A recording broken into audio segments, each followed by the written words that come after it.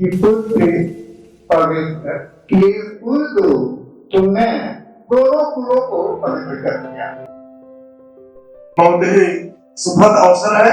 हमारा मंच इसलिए धनी है कि इतने धनी लोग, इतने समृद्ध लोग सामने बैठे हुए हैं। तो आपकी समृद्धि भी इस मंच की समृद्धि है।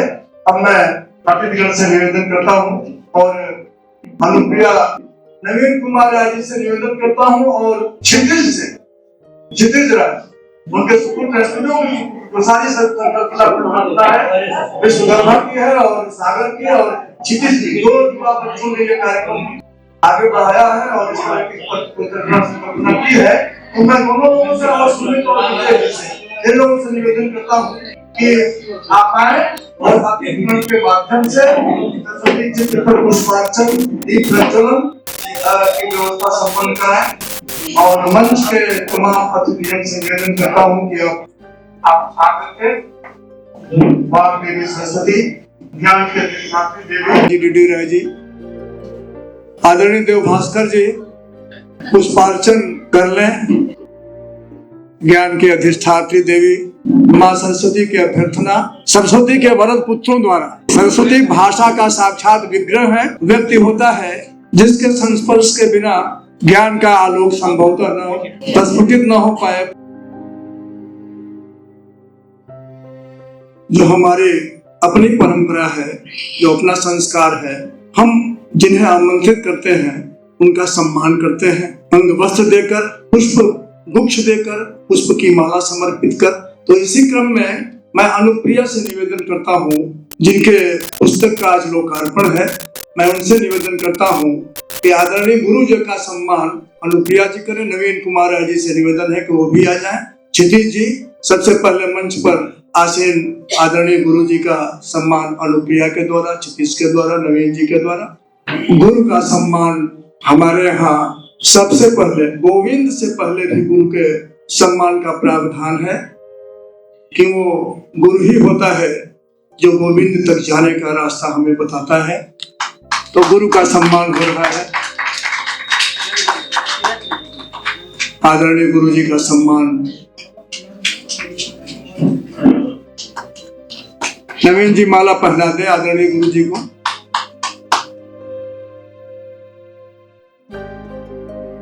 और इस तरह से गुरु का सम्मान संपन्न हुआ। अब मंचस्थ आज के इस कार्यक्रम के अध्यक्ष, दर्जनों पुस्तकों के प्रणेता, वरिष्ठ कवि आदरणीय बृजभूषण राय जी ब्रिज अध्यक्ष के रूप में मंचासीन है। मैं नवीन जी, आदरणीय दिवाकर राय शर्मा जी जो प्राचार्य परिषद के अध्यक्ष हैं, इस तरह से इस मंच के अध्यक्ष का अभिनंदन हो रहा है प्राचार्य परिषद के अध्यक्ष के द्वारा।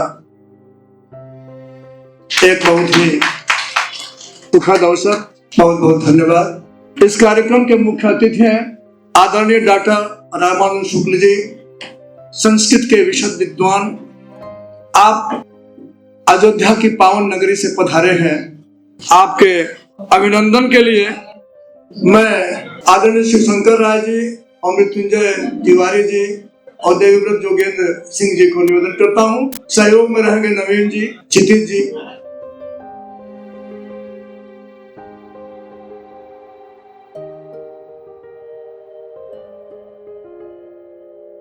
मुख्य अतिथि का सम्मान यह बहुत ही सुखद है। डॉक्टर रामानंद शुक्ल जी, संस्कृत के विशद विद्वान का सम्मान इस मंच पर। मैं आदरणीय नवीन कुमार राय जी, सुमित उपाध्याय जी और आदरणीय राम स्नेही राय जी से निवेदन करता हूं कि आप प्राचार्य जी का सम्मान, आप मंच की गरिमा है, हमारे मऊ के गौरव हैं और बहुत ही सुखद अवसर। देव भास्कर तिवारी जी और नवीन कुमार राय जी, देव भास्कर जी और विशिष्ट अतिथि हमारे मंच पर आदरणीय पंडित दयाशंकर तिवारी जी हैं, मंचस्थ हैं। और सचमुच अगर इन्हें काव्य ऋषि कहा जाए तो अतियुक्ति नहीं होगी। हम लोगों के जितने भी आयोजन होते हैं, अगर वो अस्वस्थ भी होते हैं तो भी कोशिश करते हैं कि मंच पर यथासंभव समय दें और देते हैं, आशीर्वाद देते हैं। उनके सम्मान के लिए मैं आदरणीय श्री राम सनेही राय जी, जितेंद्र मिश्र जी और नवीन कुमार राय जी आपको आमंत्रित कर रहा हूं कि आप आए। संभ्रांत श्रोताओं से भरा हुआ यह सभागार और हमारे नगर एवं जनपद के श्रेष्ठ वरिष्ठ सिद्ध गीतकार, यह एक बहुत ही सुखद अवसर है। और जो अगला सम्मान होने वाला है श्री विशाल राय, जोरदार ताली। सूर्यभान सिंह जी, इसी क्रम में अश्विनी कांत राय जी। ये बहुत सुखद अवसर है। आदरणीय गुरु जी, धन धान्य बुद्धिम मतूलम दुर्गारिनाशम सदा गंगास्ति खलु पापहारिणी मुदा लक्ष्मी सदा तिष्ठतु। अब वो अवसर है जिसके लिए हम सभी लोग एकत्रित हुए हैं। एक ऐसा अवसर जिस दिन किसी कवि कवयित्री का पुनर्जन्म होता है। मैं शब्द की सत्ता को इस रूप में देखता हूँ कि चाहे हम रहें न रहें, लेकिन शब्द ही वो सत्ता है जिसमें हमारे जीवित रहने की संभावना अमरत्व के काल तक बनी रहती है। तो शब्द के सत्ता की प्रतिष्ठा ही हमारे कवि कर्म की असली पूंजी थाती है। और जब कभी वो संग्रहित होकर, संकलित होकर कविता के पुस्तक के रूप में आती है तो निश्चित रूप से कवि का उस दिन एक नया जन्म होता है।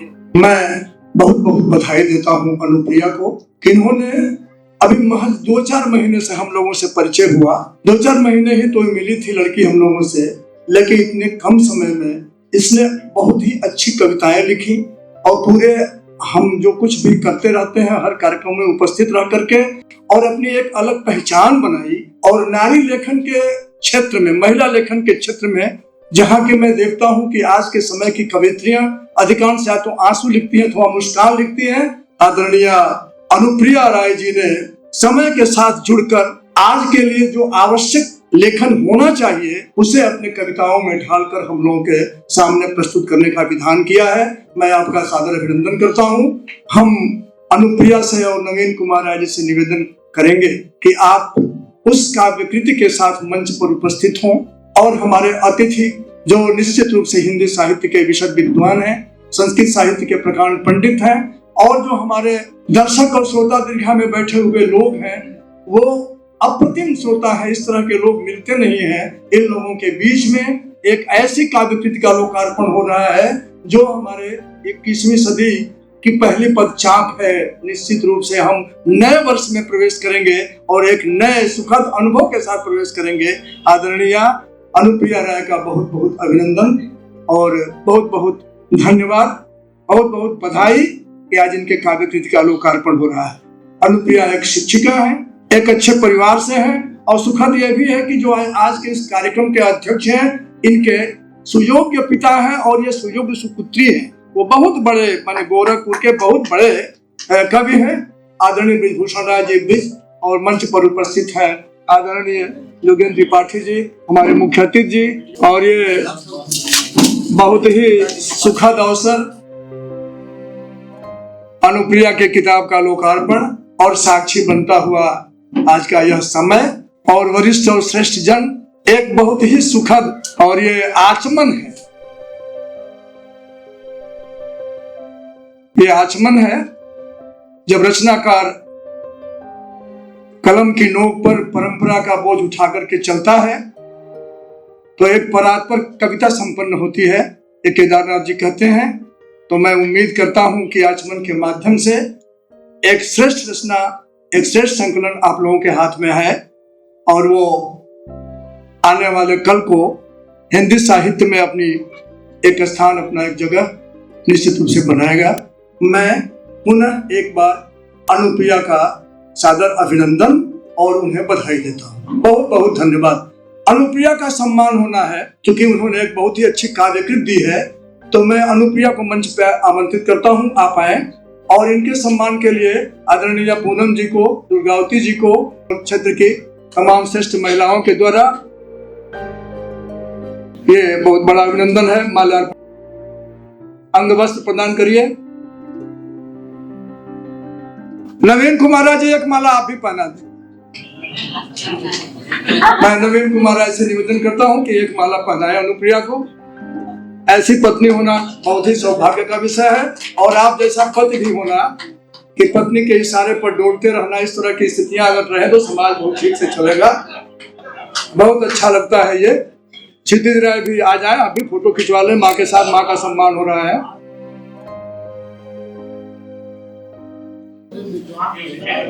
बहुत बहुत बधाई, बहुत बहुत धन्यवाद।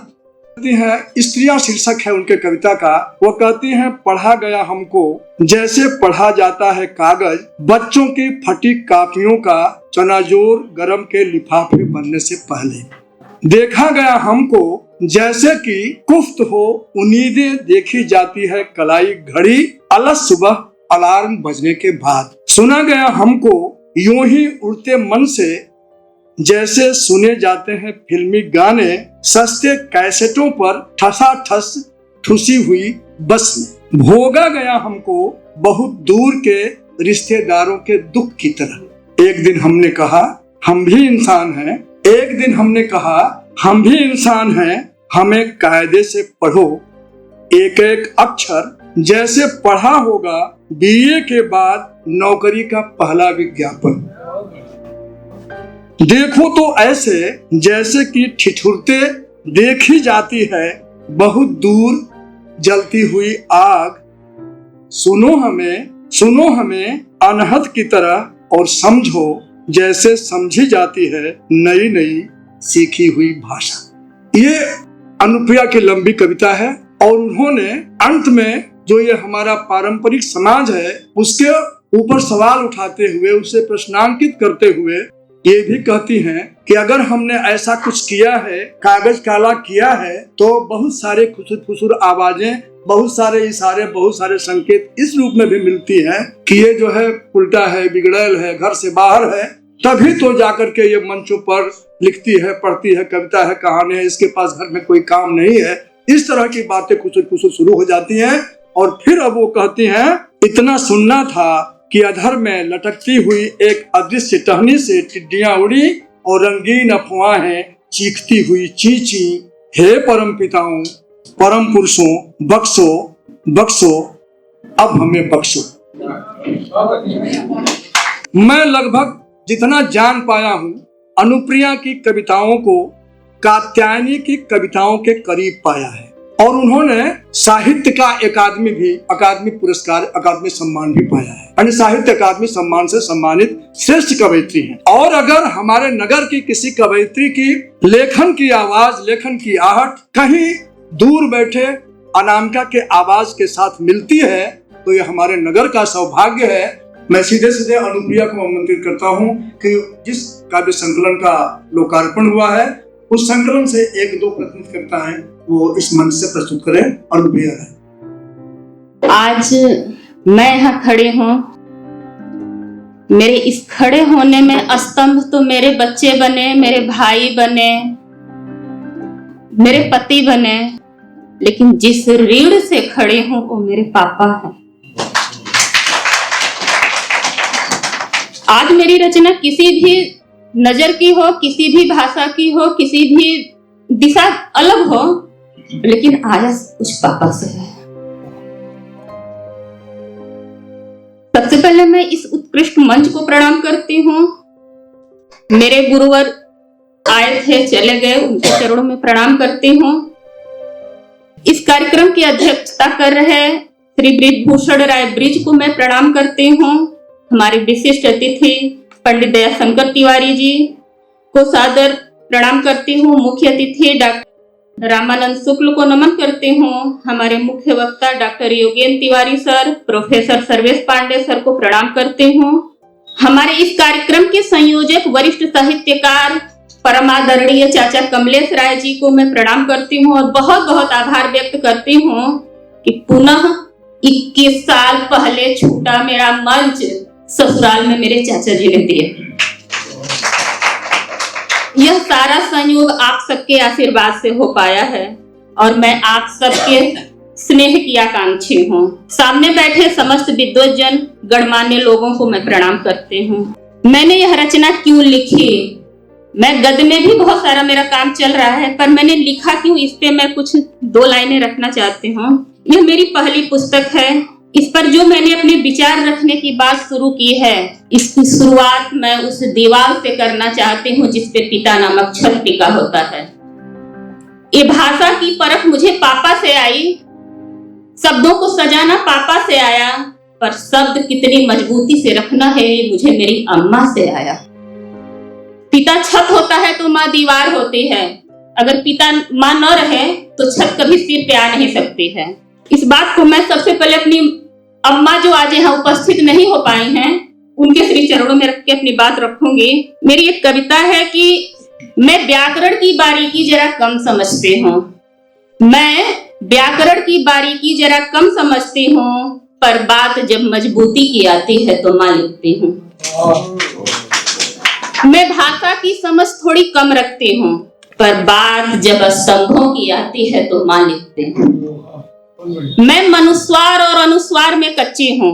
मैं मनुस्वार और अनुस्वार में थोड़ी कच्ची हूँ, पर बात जब श्रृंगार की आती है तो मां लिखती हूँ। मेरी अम्मा बहुत श्रृंगार प्रिय नहीं है, लेकिन एक जब वो बिंदी लगाती है ना, तो आज भी अपना चेहरा देखती हूँ, सबका चेहरा देखती हूँ, और मेरी अम्मा से खूबसूरत मुझे कोई नहीं लगता है।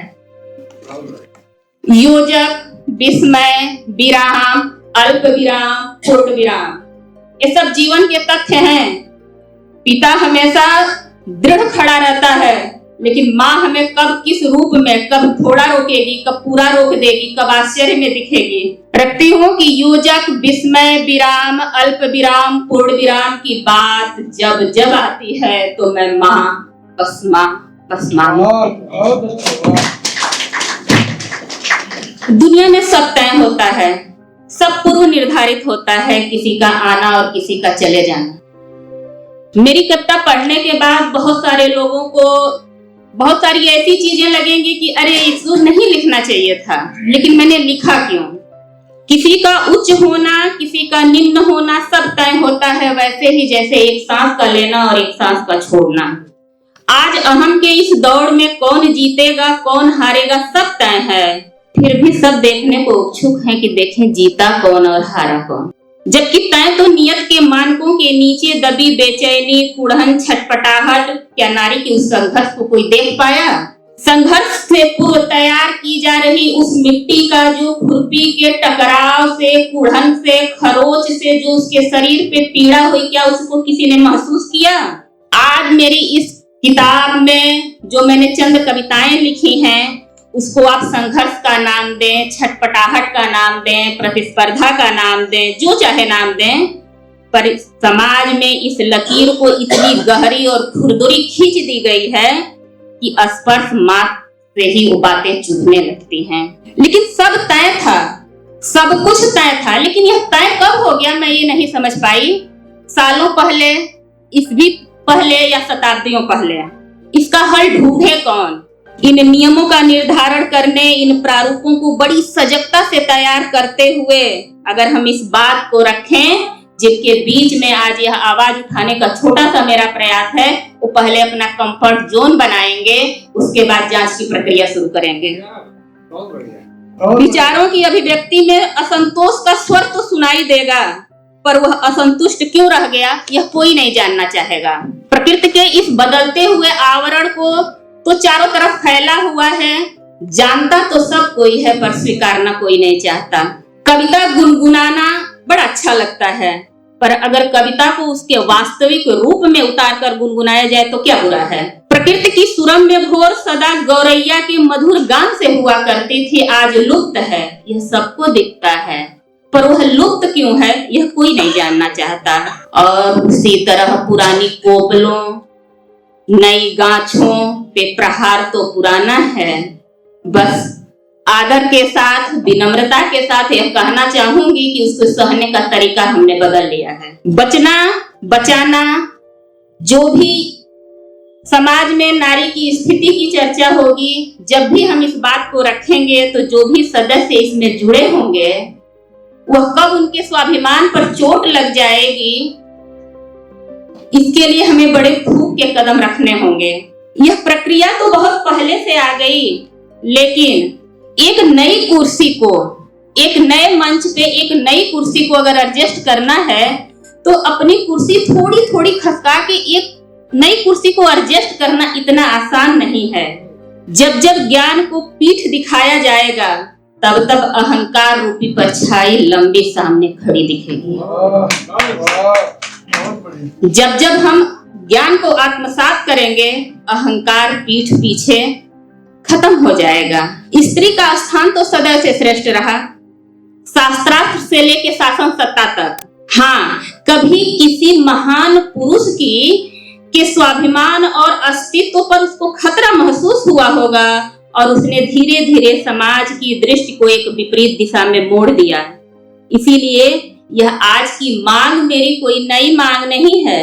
भोजपुरी में तो कहावत है कि उधारी का खाइला बुआरी का तापल कबले रहे।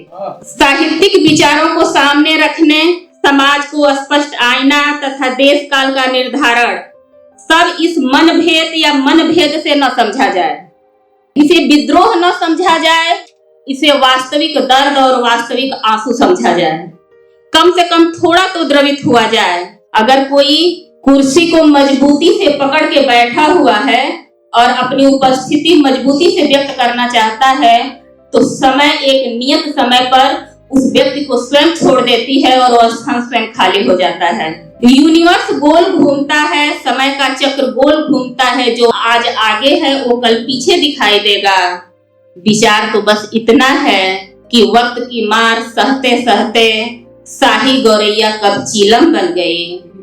इसलिए गर्व रखा जाए पर दंभ न पाला जाए। मैं अंत में अपनी एक छोटी सी कविता रखती हूँ। 21 साल मैं मायके में रही, 21 साल ससुराल की जिम्मेदारियों में रही, क्यों आई? ये भी प्रश्न उठेगा, अभी तक क्यों नहीं आई? इसलिए नहीं आई कि प्यार ही जिंदगी का मूल नहीं है, अतः प्यार को स्थगित करते हैं। जन्म लिया बेटी के रूप में, जन्म लिया बेटी के रूप में, अभी जिम्मेदारियां बहुत हैं, अतः प्यार को स्थगित करते हैं। अभी तो पिता की पगड़ी, भाई का गुरूर, माँ का धर्म बचाना है, अतः प्यार को स्थगित करते हूँ। बनी हूँ पत्नी अभी, बनी हूँ पत्नी अभी, सास का मान, ससुर का सम्मान और पति का स्वाभिमान बचाना है, अतः प्यार को स्थगित करते हूँ। बनी हूँ माँ अभी, बच्चों की जिम्मेदारियां सपने साकार करने हैं, अभी समय नहीं है खुद के लिए, अभी समय नहीं है खुद के लिए, खुद को सजाने संवारने उन्हें पूरा करने के लिए, अतः स्वयं के अस्तित्व की मौजूदगी को स्थगित करते हैं। अभी स्वयं के लिए समय नहीं है, अभी स्वयं के लिए समय नहीं है, अतः स्वयं को स्वयं के लिए स्थगित करते हैं। सभी लोग ताली बजा दें और बहुत अभिनंदन। इस तरह से अनुप्रिया ने अपने होने का संकेत दिया एक कवयित्री के रूप में। कविता मनुष्यता की मातृभाषा है और जिसे हमने देखा उसने कविता को जिया है, कविता को भोगा है और उसके बाद कलम पे रख करके उन्होंने शब्द की सत्ता में अपनी कविताओं की संरचना की। स्वस्य सुते कुशलमस्तु चिरायुरस्तु गोवाजिरस्तु धनधान्य समृद्धिरस्तु ऐश्वर्यमस्तु सततम हरिभक्तिरस्तु। हरि ओम। कुछ देना सही उपहार तुझे, स्वीकार इसे ही कर लेना, सौभाग्य बात तुझे। आप सभी को धन्यवाद। जय भारत भाग्य विधाता, पंजाब सिंध गुजरात मराठा द्राविड़ उत्कल बंगा, विंध्य हिमाचल यमुना गंगा, उच्चल जलधि तरंग। तब शुभ नामे जागे, तब शुभ आशीष मांगे, गाहे तब जय गाथा। जन गण मंगलदायक जय हे भारत भाग्य विधाता। जय हे